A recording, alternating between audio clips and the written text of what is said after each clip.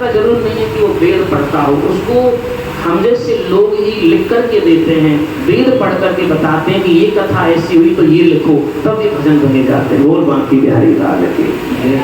न सर पे है पगड़ी न तन पे है जामा, बता दो कन्हैया को मेरा नाम है सुदामा, बता दो कन्हैया को नाम है सुदामा। एक बार भैया मेरी खबर कर देना और कह देना तेरे बचपन का मित्र आया है, अगर आएंगे तो ठीक है, नहीं लौट जाऊंगा।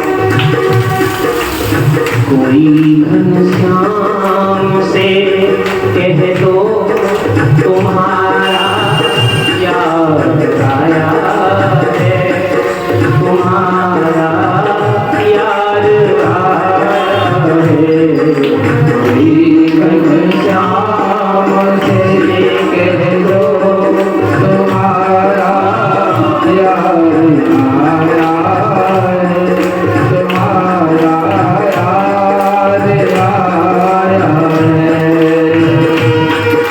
तुम्हारे प्यार की खातिर तेरा दीदार आया है, तुम्हारा प्यार आया है।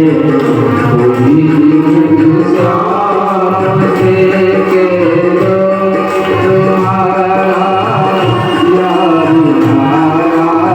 है, तुम्हारा याद आया है। तुम्हारे प्यार की खातिर तुम्हारे को द्वार आया है, तुम्हारे द्वार आया है। कोई घनश्याम से कह दो कि तुम्हारा याद आया है, तुम्हारा याद आया है। भैया मेरी एक बार खबर कर देना, आएंगी ठीक, नहीं तो चला जाऊंगा। आज दौड़ीवानों ने सुदामा की दिव्य भाव को लेकर के भगवान के चरणों में समर्पित किया।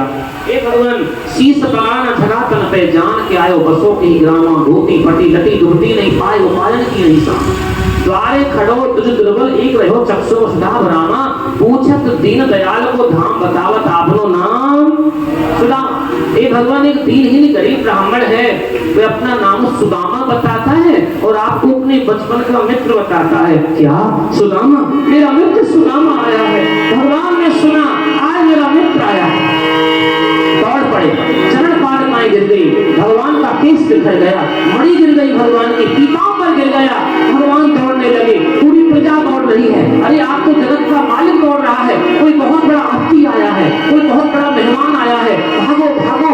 दौड़ करके भगवान ने सुदामा को अपने हृदय से लगा दिया। बोलिए सुदामा जी महाराज की। सुदामा को हृदय से लगा।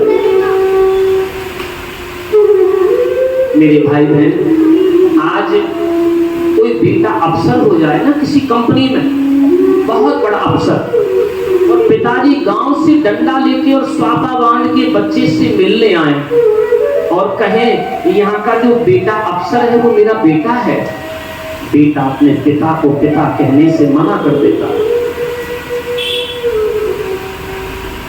वो शायद मेरे पिता नहीं होंगे और किसी के होंगे। जहां 56 करोड़ यदुवंशी बैठे हो और मेरे भगवान ने इतना सुना कि मेरा बचपन का मित्र सुदामा आया है। झरझर भगवान की आंखों से आंसू आ गए। बड़े बड़े राजा महाराजा बैठे हुए थे, नंगे पैर भगवान दौड़ने लगे। प्रथम दौड़े ऊपर जाके भगवान ने सुदामा को अपने हृदय से लगा लिया।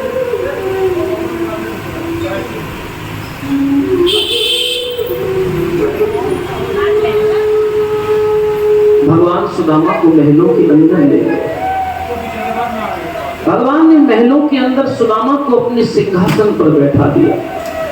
नीचे बैठ के जाया करो। नीचे भगवान सिंहासन नीचे हैं और सुदामा ऊपर बैठा हुआ है।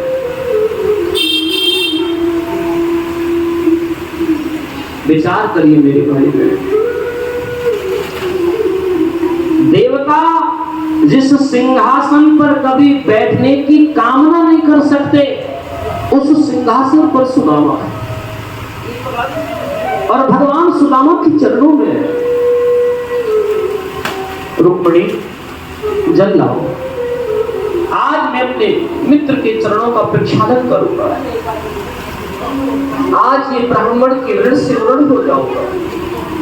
और जितनी देर में रुक्मिणी जल लेके आती हैं, उतनी देर में तो भगवान ने रो रो करके प्रेम में विवल होकर के अपने आंखों के आंसुओं से सुदामा के चरणों को धो दिया। यह है उनकी दयालुता, यह है भक्त वत्सल भगवान की कृपा। सुदामा के चरणों को भगवान धो गए। पैरों की बीमारी फटी थी सुदामा की, पैरों से रक्त निकल रहा था, नंगे पैर आए थे। भगवान के पास कभी जाओ तो नंगे पैर जाओ। और तो लोग गिरिराज जी की परिक्रमा भी चप्पल पहन के लगाते हैं, बोल बांक के बिहारी लाल की। हाँ,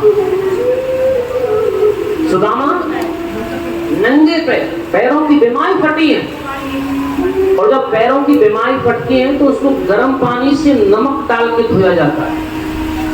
भगवान ने देखा, कहां से लाऊं गर्म पानी, कहां से लाऊं नमक, मेरे मित्र के चरणों को मैं नहीं देख सकता, मेरे आंखों में गर्म पानी भी है, मेरे आंखों में नमक भी है, अपने नेत्रों के आंसू से सुदामा के चरणों को धो दूंगा।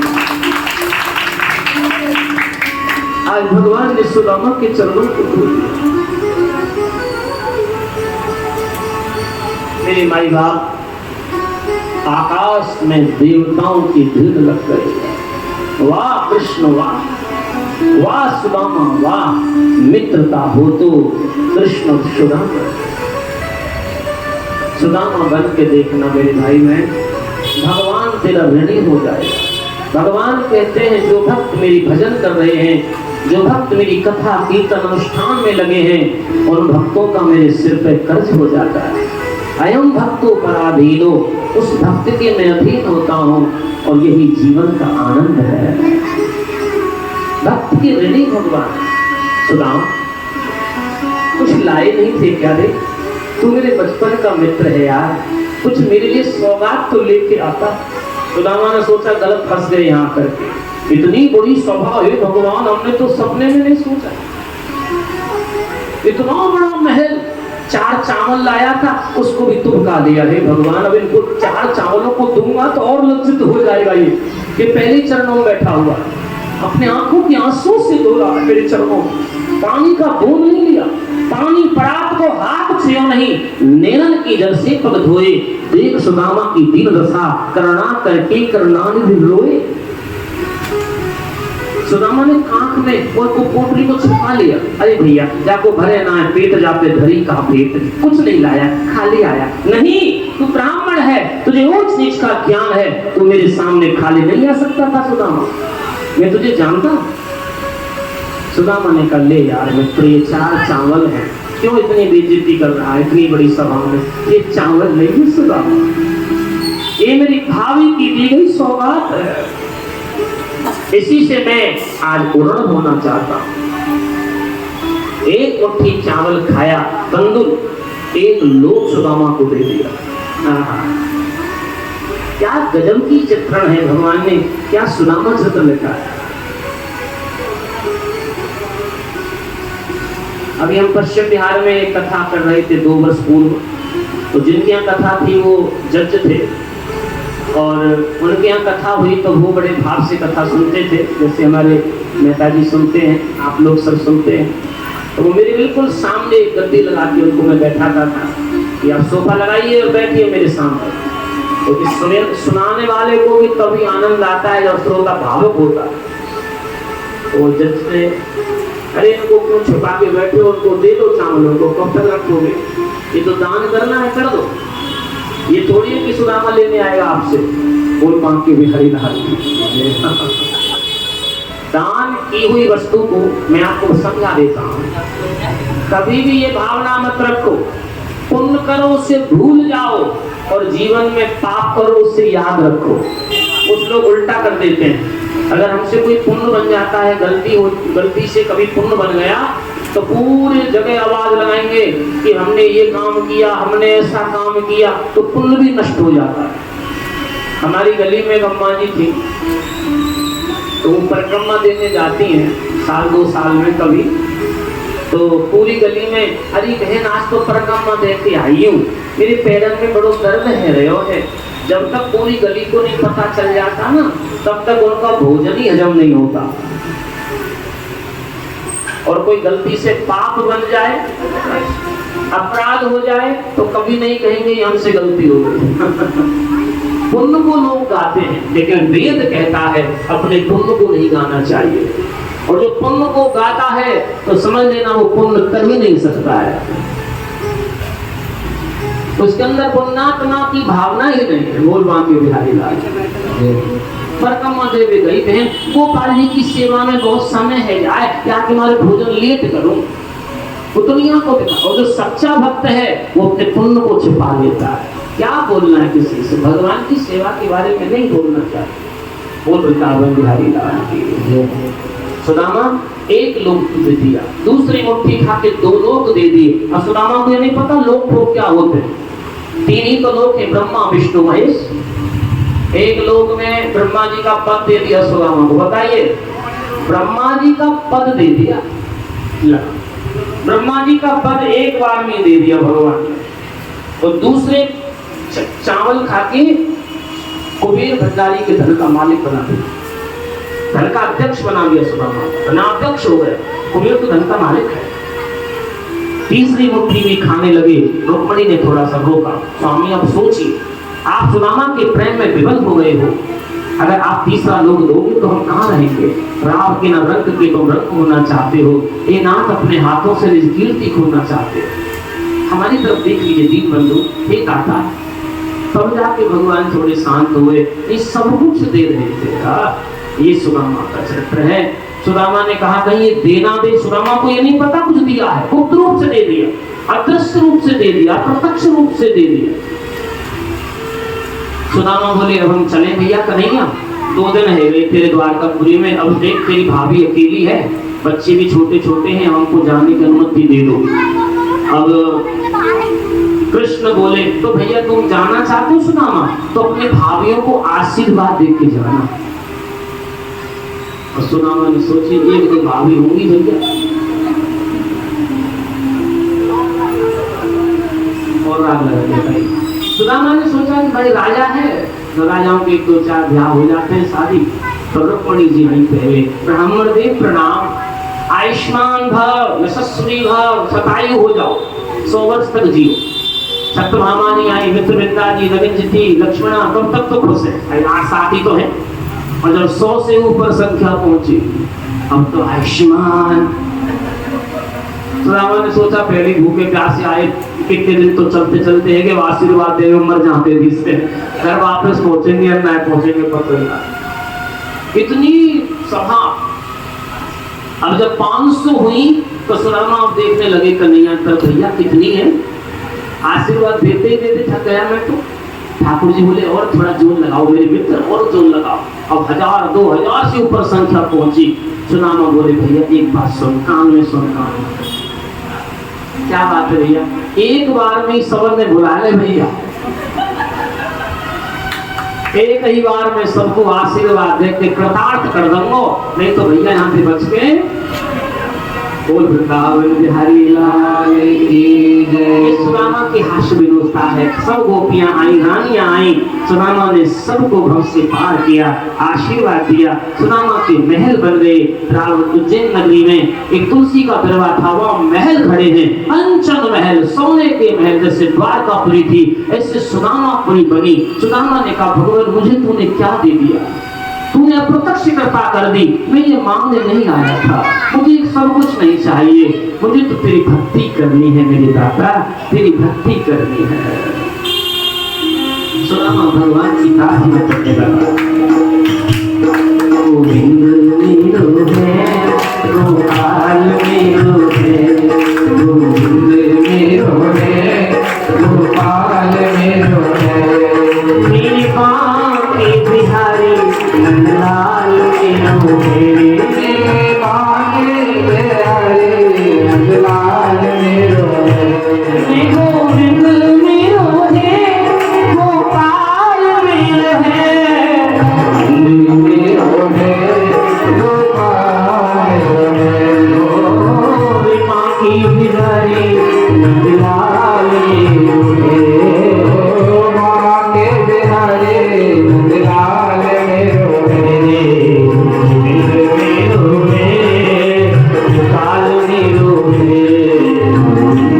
मेरो है गोपाल मेरो है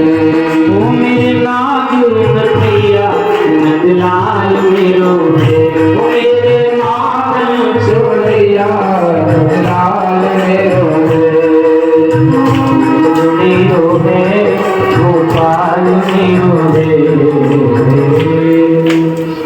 सुदामा ने भगवान को पुकारा, भगवान प्रकट हुए।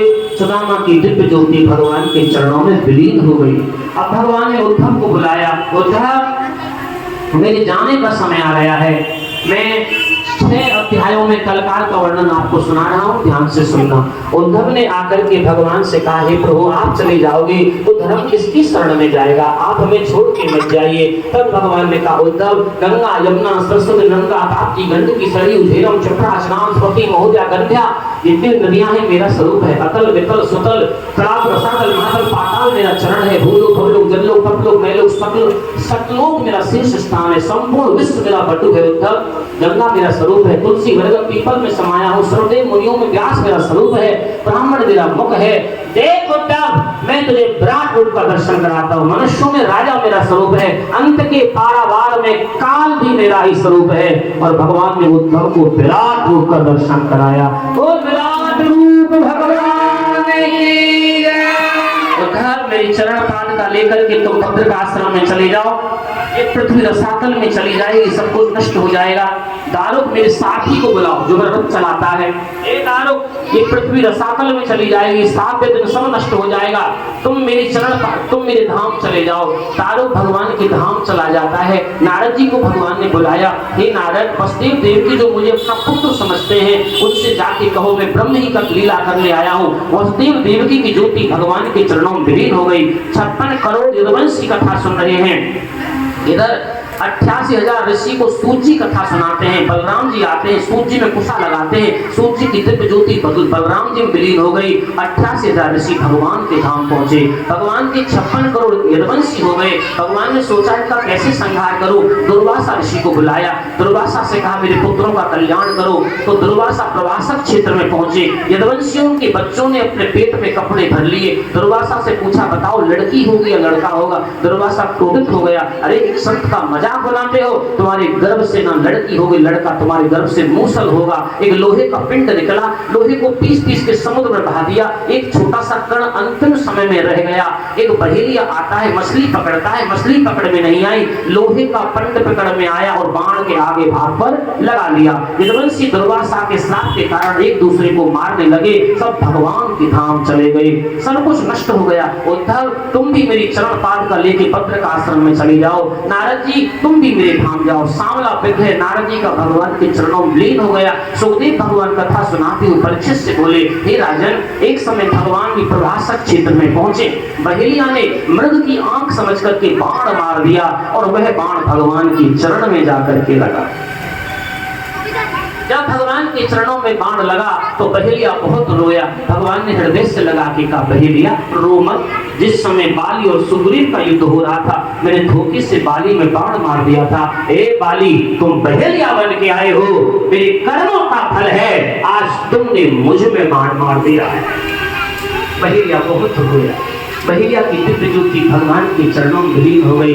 सुखदेव भगवान कहते हैं, राजा परीक्षित भगवान का सांवला विग्रह जैसे आकाश में बिजली तड़पती है जब उद्धव ने भगवान से कहा प्रभु आप चले जाओगे तो धर्म किसकी शरण में जाएगा।